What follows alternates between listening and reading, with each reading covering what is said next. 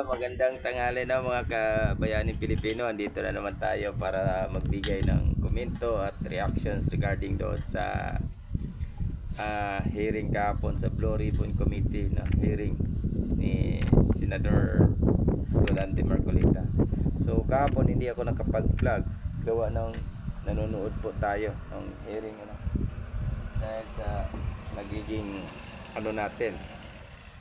So yun nga, nagiging tayo, na-miss tayo, na-shock, din shock kahapon dahil gawa sa nangyari. Na-discovery natin na ito palang mga contractor, and then dito sa DPWH meron para silang ghost project, no?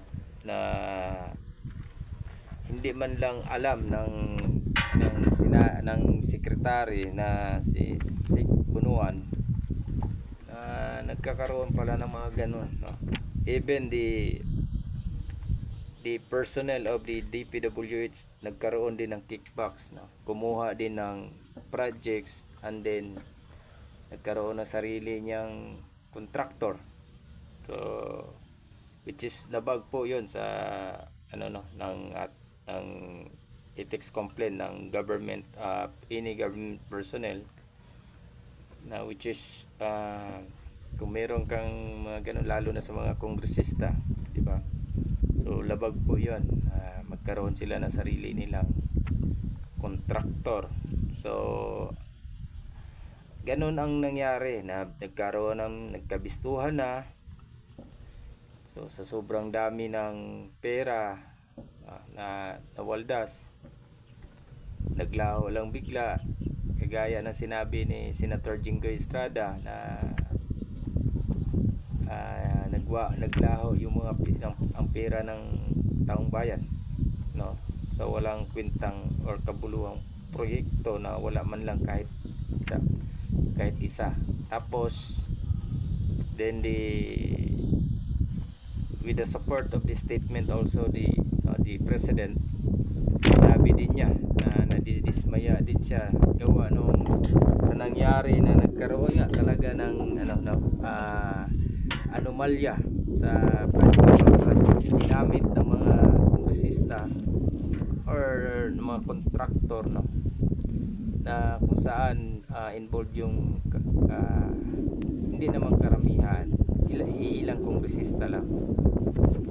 So yun yung pinaka masaklap na pangyayari, na tayo mga Pilipino, mga ordinaryo Pilipino, umaasa tayo na ang gobyerno ay magtatrabaho ng matino, no?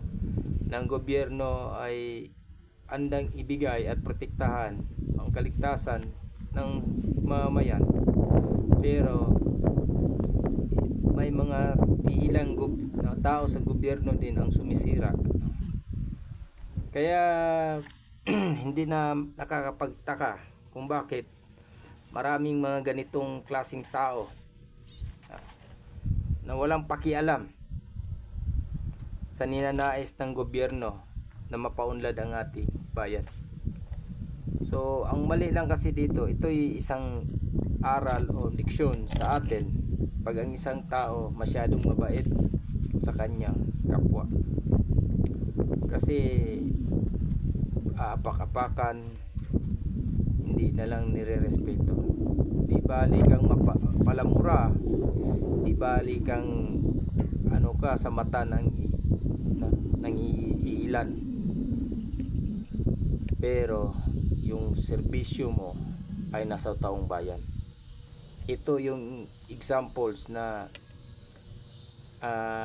hindi natin pwedeng i-adapt sa sarili natin, na habang buhay na maging mabait tayo sa kapwa. Dapat marunong din tayong magalit sa sarili natin, lalo na tayo naman yung head, no, of the states. Ikaw yung pangulo, dapat ikaw yung nagtitimon, no, sa takbo ng bansa. Hindi yung ganito, so sa kanya palang nalaman, how come? So ibig sabihin pala pati yung secretary na pinagkatiwalaan niya, pinaglalaruan lang din pala, no, ng mga tao din niya sa departamento. Pinapaikot-ikot lang sila ng sa mga ulupong, sa mga taong ganit sa pera. O yun ang masaklap eh. Yun ang napaka masakit na katotohanan, no? Na may mga taong ganito. Kung halimbawa kung sa nangyari lang yan kay PRD, diba, ubos talaga kayo, kulong kayo kasi ayaw ni former President Duterte ng mga ganon na kalukuhan. Kaya tingnan nyo, maraming projects na na-implement, maraming mga tulay, kalsada, daan, eskwelahan ang napaitayo, no? Gawa ng seryoso ang gobyerno during that time. Pero ngayon wala. puro kurakot sa kaban ng bayan ang nangyayari.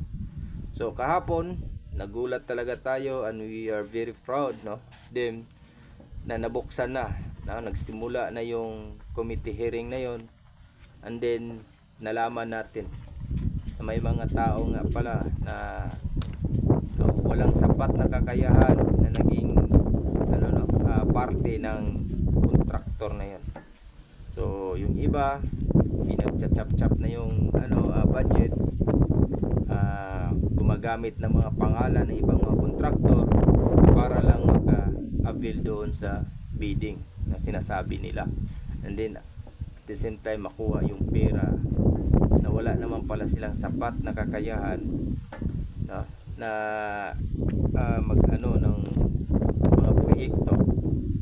So yun ang masaklap para sa atin, sa ating lahat, mga bayaning Pilipino.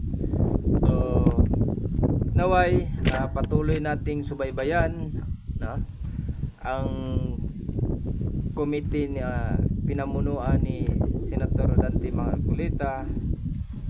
Wag po tayong titigil, mga kabayaning Pilipino, para mas lalo pa nating malaman ang buong katotohanan regarding dito sa flood control anomaly, no? Yun lang po sa ngayon. Maraming salamat po ulit. Mabuhay po tayo, mga kabayaning Pilipino. Saan man tayong lupalop ng mundo, lagi po nating unahin ang Panginoong Hesus. So andito lang po. Maraming salamat po.